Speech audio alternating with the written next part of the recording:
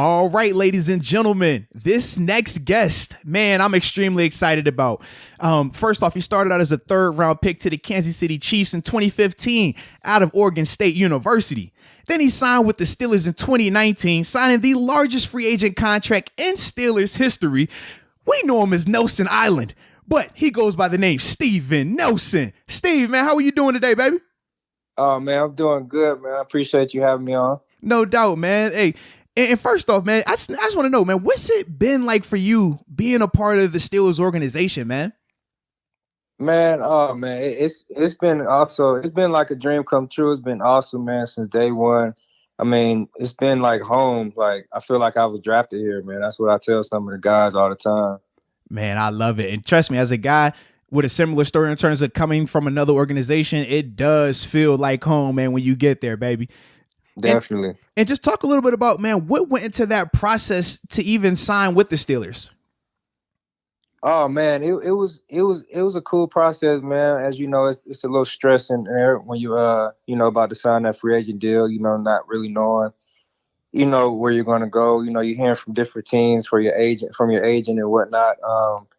And I tell you, the Steelers, were one of the teams that, me and my agent, we didn't really know were actually, or had me on their radar. Mm. It was a few other teams or whatever, and Steelers came on like towards the end, and yeah, man, they gave my agent a call, whatever. They were rapping back and forth, and it was a no-brainer for me. I mean, I was just like, man, Steelers defense. If you're a defensive player, that's the team you want to go, right? Absolutely. So I was like, it's a no-brainer for me. Thank you.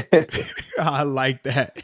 Now, Yeah. Steven, I did some research on your backstory, and Right. you ended up going to a junior college. Your grades weren't too hot in high school, but like I was even reading, like your time in junior college, like it was kind of tough. Like you were having Burger Kings for meals, you were living in an apartment with 6 other players, but then some of them ended up leaving. You stayed the course and then played your way on to Oregon State. Could you talk about that time period and just what you remember from that?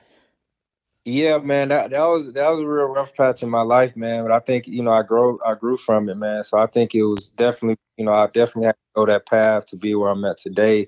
So, just a little, to piggyback off what you said, man. So yeah, I left high school all the way from Georgia, went all the way to California. Wow. Gosh. Yeah, went to California, man, on my own. Well, I knew like one of my family members actually went out that way to play ball, and he always told me about it. He was like, man, you can come out here, man, and kill these boys, man, get a scholarship, you know what I mean, stuff like that.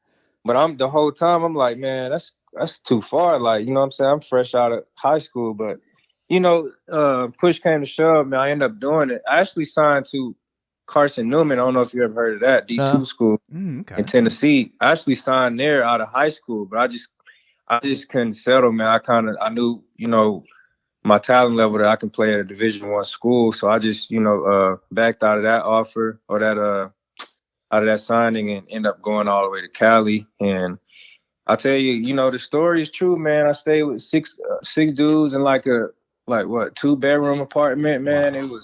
It was crazy, man. It was a lot of a lot of arguments over small things, man. That was crazy. Now, during that process, did you ever second guess yourself or wonder if you made the right decision? Not really, man, because like a lot of coaches like the, schools that like for instance, the school I decommitted from, the Carson Newman school, they, was talking, trying to talk down, like, oh, you're going out there with no scholarship, it's gonna be rough, you're gonna be like, all the other kids that go out there.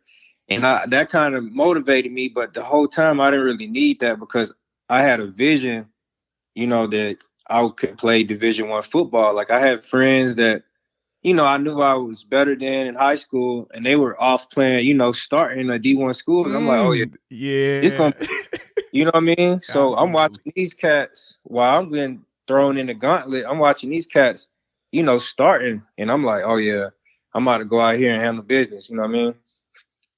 I like that, man. I love the self-confidence, man. And I mean, when you look at the how the story has played out to this point, man, you definitely have been coming through, man, and making the right choices, man. So I'm definitely, sort of a fan of you in that regard. Now, we know what the defense has looked like, right, in terms of the crazy standards y'all have been able to set.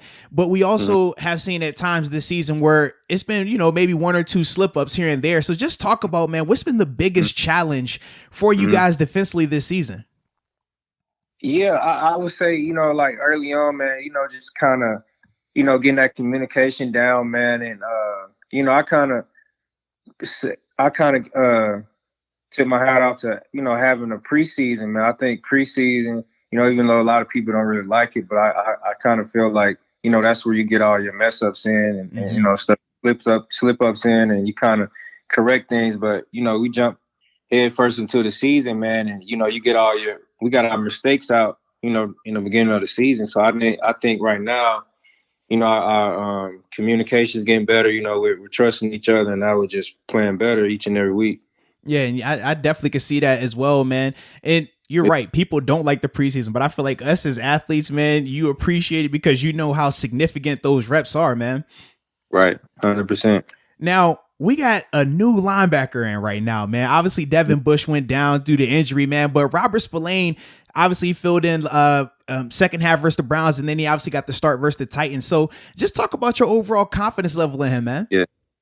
Man, I love Spillane, man. He's since I've known him, he's been a guy that, puts his head down and he just works, man. He doesn't, he doesn't play around too much, man. But, overall, great, genuine guy, man, that just wants to get better. You can see it in his preparation, man. So, I had no doubt that, once he got an opportunity that he was going to do what he's doing now. Now, Steven, I was looking up just kind of old interviews from you, and you mentioned that you do meditation. Now, when did that start? Like, how did you start getting into it? Was it books? Was it someone telling you about it? And I guess what's your ritual with that? Yeah, man. It's just something, that helps you, decompress, even after a hard day of work, how stressful that can be as a athlete, man. Even in the morning when you wake up, you get your mind right, you're going into work, things can get a little hectic. You want to go in with a Zen mindset, man. And to answer your question, I met this lady. Well, she was actually a real estate agent, and she kind of was telling me about it and stuff like that. And then I just started, meeting people, different people that was getting placed in my life were, kind of on the same journey. And it was just like a no-brainer. Like I just kind of, I think it was like I was drawn to it a little bit. You know what I mean? So right now, what I do is, I just kind of, set some time for myself, whether it might just be 10 minutes, 20 minutes out of my day. It doesn't have to be, long, where I can just kind of, be with myself and clear my mind, you know what I mean? And just kind of get away a little bit. I think it helps. Man, I like that. The power of the mind, man. Keeping it positive. Yeah. I like that. That's big time right there, man. And something that a lot of people overlook. I mean, that's a huge part of just life in general, man. Right. You need that. Absolutely. Now, we know at the beginning of the season, you guys were out there playing with no fans, but these past couple of weeks, you've had the opportunity to be back in front of fans, obviously twice at Heinz Field and then most recently in Tennessee. So just talk about what's that been like for you being back out there with fans, man?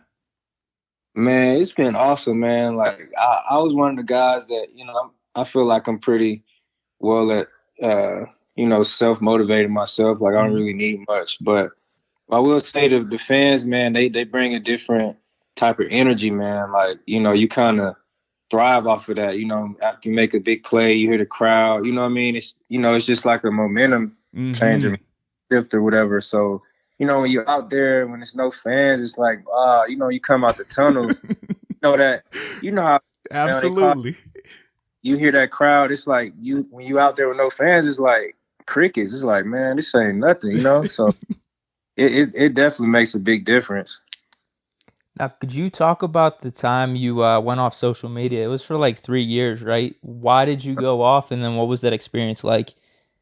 You mean like on my Twitter? Yeah. Didn't you take a hiatus for like 3 years or something off social media? Yeah. I had took a little break from it, man. I just felt like I needed to, detox from it a little bit, man. Because as we all know, like, social media can get a little crazy. Absolutely. And Do you remember what happened? Why? What triggered you to want to get off? I really can't. I can't remember like verbatim, but I just know like I remember it's time consuming. So I know like it just came a point where I was like, I'm over this right now. I need to just lock back in and focus mentally, because you can find yourself on it all day and kind of time pass you by. So I just took a break from it, man. Nah, man, you're absolutely right about that. Sometimes you definitely do got to decompress from the social because it gets reckless. Yeah. Now, man, we know y'all got a big time matchup this weekend, man. Obviously, the 5-1 Baltimore Ravens. So just talk about a little bit about that matchup, and more importantly, just stopping Lamar Jackson, man. Yeah, man. As we know, man, it's AFC North, divisional type of game, man. Big game, rival game, man. So both sides are gonna come in emotional, high energy. So it's gonna be a physical game. And the key for us on defense is stopping them is reading our keys, man. They do a lot with their offense. Lamar Jackson, he has a run pass option, man. So, we definitely got to be on point. Just watching him, grow over the past, couple years, it's been something special, man. So, like I said, man, we just got to be on point, read our keys, and I think we'll be fine.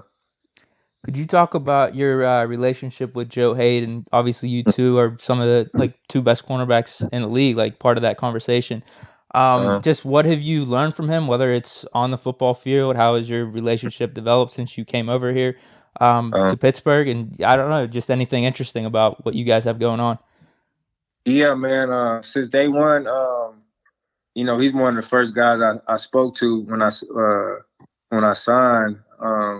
And he just been, kind of welcoming spirit with open arms, man. Anything I ever needed on the field, off the field, Joe's always been there.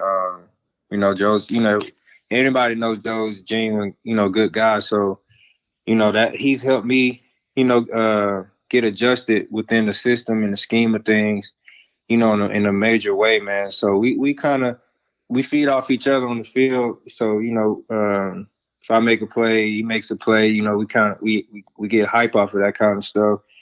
And, it's like an ongoing thing, man. So I think, us both, man, that'll help us, carry each other through the season.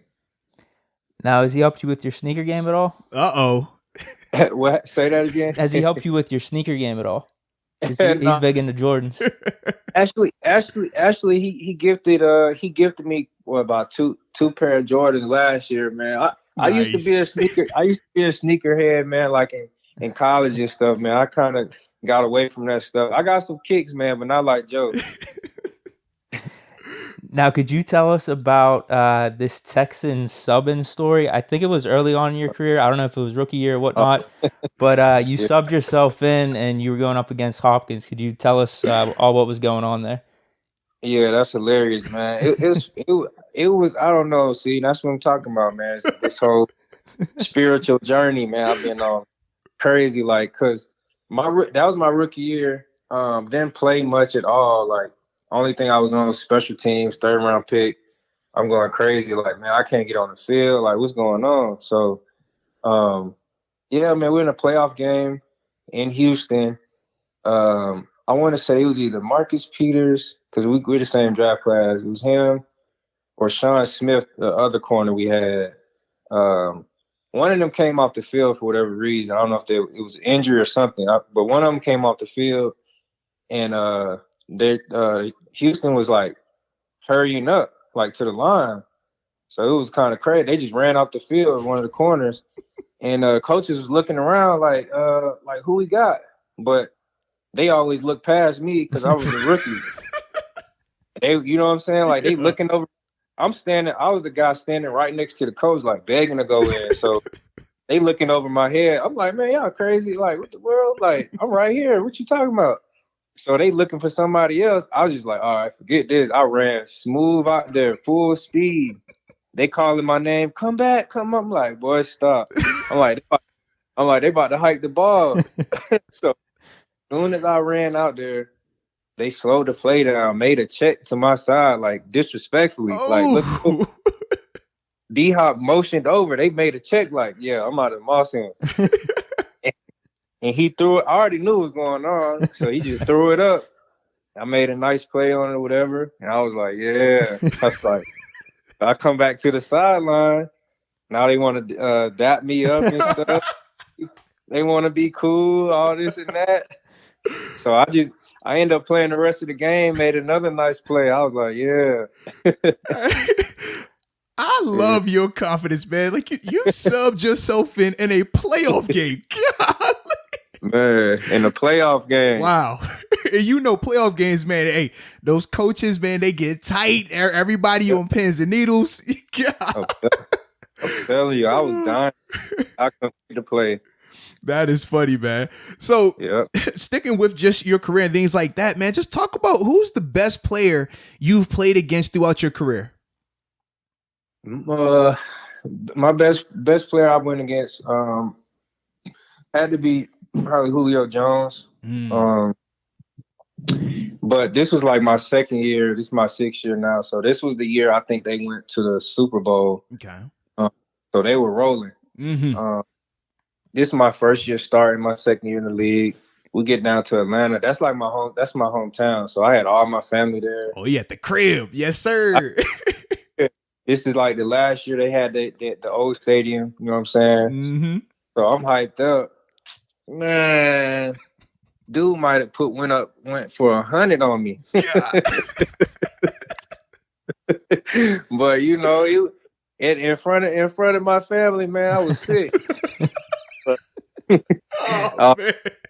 I was like, man, it's all good, man. Hey, that won't happen again. You're right about that, man. Sometimes you just got to chalk it up to the game, man. Not in front of the fam. Golly. Not in the fam. He was like, oh, yeah, this is his first year starting. It's like he knew that in his head. He was like, oh, yeah, this is starting. He's like, I'm about to kill you. Oh, I like it. All right, now, Steven, this is our last question we have for you, man. First off, man, we just want to say again, man, we really appreciate you taking this time to hop on the interview, too. But just talk about your welcome to the NFL moment. Mm-hmm. My welcome to the NFL moment, man. Let me see. Oh, man. Welcome to the NFL. I got a couple, man. I would say that story I told you, the playoff game, when I just subbed myself in, I would say that's one. But another one was my rookie camp. Somebody blocked me over to the water, like literally to the water. Yeah, like blocked me, like dumped me on the water on the water cooler. Oh, wow. Yeah, man, it was bad. I was like, yeah, that's like I was like, yeah, this the NFL now. But the coolers fell and everything. You get wet. Gosh. I think so. I think they pushed me all the way to the side. He was a tight end though. It might have been. I don't know if it was Kelsey. He was a tight end. He was a big dude though. Man. Yeah, man. So that's my welcome moment. No doubt. Well, I will say this, man. We all go through it. It builds character. That's it. It just builds character. We good. Hey, nobody saw it though. It was a camp, so I ain't tripping. Right. Well, Steven, man, we definitely appreciate you again, man. Keep being great in everything that you do. Ultimately, man, continue to be healthy as well, man. We're definitely keeping you in our prayers. And yeah, like I said, man, go out there and do your thing this weekend. Yes, sir. I appreciate both of y'all, man. No doubt, man. Appreciate it.